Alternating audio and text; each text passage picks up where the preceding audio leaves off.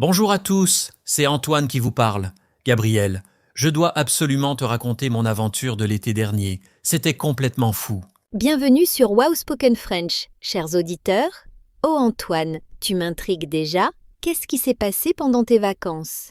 Alors voilà, j'ai décidé de partir en road trip dans le sud de la France avec ma vieille voiture. Une petite voiture bleue de 1998. Elle s'appelle Suzy. Tu as donné un nom à ta voiture? C'est mignon. Et pourquoi le sud? Parce que je voulais voir la mer Méditerranée. J'ai toujours rêvé de conduire le long de la côte. Mais attention, je n'avais pas de plan précis, juste une carte et beaucoup d'essence. Pas de GPS. Tu es courageux. Moi, sans mon téléphone, je suis perdu après 5 minutes. Continuez à écouter, chers auditeurs. Je sens que cette histoire va être intéressante. Le premier jour, tout allait bien. Le soleil brillait, la musique jouait fort et je chantais comme un fou dans ma voiture. J'étais heureux et libre. Ça semble parfait, mais je connais cette voix. Il y a un problème qui arrive, non? Exactement. Le deuxième jour, vers midi, ma voiture a commencé à faire un bruit bizarre. Clic, clic, clic. Puis, boum, boum, boum. Ce n'était pas normal. Oh non. Et tu étais où exactement? Au milieu de nulle part, entre deux petits villages. Il faisait 35 degrés. Pas d'ombre, juste la route, les champs de lavande et ma pauvre Suzy qui toussait comme une grand-mère malade. Les champs de lavande, au moins le paysage était joli. Question pour vous, chers auditeurs. Avez-vous déjà eu un problème avec votre voiture pendant un voyage? Écrivez-nous en français dans les commentaires. Oui, c'était magnifique. Mais j'avais très chaud et très soif. J'ai ouvert le capot de la voiture. De la fumée sortait du moteur. Beaucoup de fumée blanche. Tu connaissais quelque chose en mécanique? Absolument rien. Je regardais le moteur comme si c'était un alien. Je ne comprenais rien. Alors j'ai fait la seule chose logique, j'ai appelé ma mère. Ta mère? Pour réparer la voiture. Non, non, pour qu'elle me dise de rester calme. Elle m'a dit « Antoine, respire.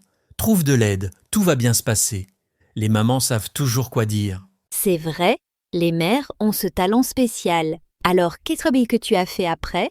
J'ai commencé à marcher vers le village le plus proche. Il faisait si chaud.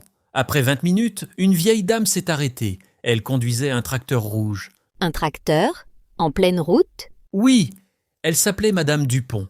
Elle avait environ 70 ans, des lunettes rondes et un grand sourire. Elle m'a demandé « Jeune homme, vous avez besoin d'aide ?» Quelle chance! Les personnes âgées sont souvent les plus gentilles. J'adore ça. Elle m'a emmené dans son tracteur jusqu'au village. On roulait à 15 km par heure. C'était lent, mais j'étais content. Elle me parlait de sa vie, de ses chats, de son jardin. Tu devais être soulagé. Et pour ta voiture? Madame Dupont connaissait un mécanicien dans le village, un homme qui s'appelle Jean. Il était grand, fort, avec une grosse barbe noire. Il ressemblait à un ours sympathique. Un ours sympathique. J'aime cette description. Chers auditeurs, comment décririez-vous votre mécanicien préféré? Dites-le nous en français. Jean a pris sa dépanneuse et on est retourné chercher Suzy. Il a regardé le moteur pendant 2 minutes.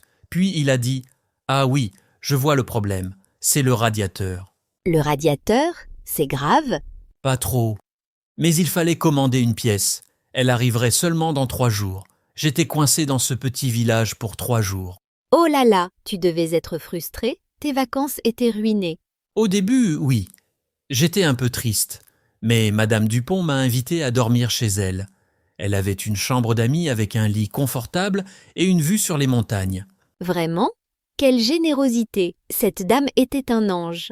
Totalement. Le soir, elle a préparé un dîner incroyable. Une ratatouille maison avec des légumes de son jardin, du pain frais, du fromage local et un dessert à la lavande. À la lavande, je n'ai jamais goûté ça. C'était bon? Délicieux, sucré, parfumé, unique. Après le dîner, elle m'a montré des photos de sa jeunesse. Elle avait voyagé dans le monde entier. Elle avait des histoires incroyables. J'adore les histoires des personnes âgées. Elles ont vécu tellement de choses, donc finalement, ce problème de voiture est devenu une belle expérience. Exactement. Les 3 jours suivants ont été magiques. Le matin, j'aidais Madame Dupont dans son jardin. On plantait des tomates, on arrosait les fleurs. L'après-midi, j'explorais le village à pied. Le village était joli. Magnifique. Petit, calme, avec des maisons en pierre ancienne. Une boulangerie qui sentait le paradis. Une place avec une fontaine où les enfants jouaient. Tout le monde se connaissait. Ça semble être un endroit parfait pour se détendre, très différent de la ville. Oui, un soir, il y avait une fête dans le village. De la musique live, des danses traditionnelles, des stands de nourriture. Tout le monde dansait ensemble, jeunes et vieux. Tu as dansé aussi?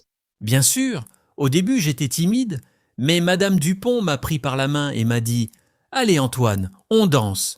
On a ri, on a chanté, on a mangé des crêpes. Quelle soirée mémorable! Question pour nos auditeurs. Aimez-vous danser? Quelle est votre danse préférée? Répondez en français. Le 3e jour, Jean m'a appelé. Ma voiture était réparée. J'étais content, mais aussi un peu triste. Je ne voulais pas partir. Tu t'étais attaché à ce village et à Madame Dupont. Oui, le matin de mon départ, elle m'a préparé un petit déjeuner énorme. Des croissants, de la confiture maison, du jus d'orange frais. On a parlé pendant 1 heure. Qu'est-ce qu'elle t'a dit? Elle m'a dit « Antoine, les meilleurs moments de la vie arrivent quand on ne les attend pas. Ta voiture est tombée en panne, mais tu as trouvé un nouveau ami. » J'avais les larmes aux yeux. C'est tellement touchant. Elle a raison. Parfois, les problèmes deviennent des cadeaux. Je lui ai promis de revenir. Elle m'a donné un pot de sa confiture de lavande et m'a fait un grand câlin. Puis je suis monté dans Suzy et j'ai continué mon voyage. Et le reste de ton road trip? C'était bien, mais rien ne pouvait être aussi spécial que ces 3 jours. J'ai vu la mer, j'ai visité des villes, j'ai mangé dans des restaurants, mais mon cœur était dans ce petit village. Tu y es retourné depuis? Oui, l'année suivante, je suis revenu pour 1 semaine. Madame Dupont était si heureuse. On a passé du temps ensemble, on a cuisiné, on a parlé. C'est devenu ma tradition. Quelle belle histoire, Antoine, chers auditeurs. Avez-vous déjà rencontré quelqu'un de spécial pendant un voyage? Partagez votre histoire avec nous. Cette expérience m'a appris quelque chose d'important. Voyager, ce n'est pas seulement voir des lieux, c'est rencontrer des gens, créer des souvenirs, être ouvert aux surprises. Absolument. Les meilleures aventures sont souvent celles qu'on n'a pas planifiées. Et ta voiture Suzy, elle va bien maintenant? Oh oui, elle roule toujours. Et chaque fois que j'ouvre le capot, je pense à Madame Dupont, à Jean le mécanicien, à ce village magique. Suzy m'a emmené vers la plus belle aventure de ma vie. C'est poétique. Bon, chers auditeurs, nous arrivons à la fin de notre podcast aujourd'hui. Merci d'avoir écouté cette belle histoire avec nous. N'oubliez pas de répondre à nos questions dans les commentaires. Oui, dites-nous, quelle est votre expérience de voyage la plus mémorable? Où êtes-vous allé?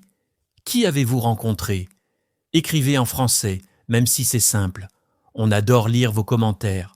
Et rappelez-vous, les erreurs et les problèmes peuvent devenir les meilleurs souvenirs. Restez ouverts, restez curieux et profitez de chaque moment. À très bientôt sur Wow Spoken French. Continuez à pratiquer votre français, vous faites un travail formidable. Au revoir tout le monde. Passez une excellente journée et bon voyage dans votre apprentissage du français.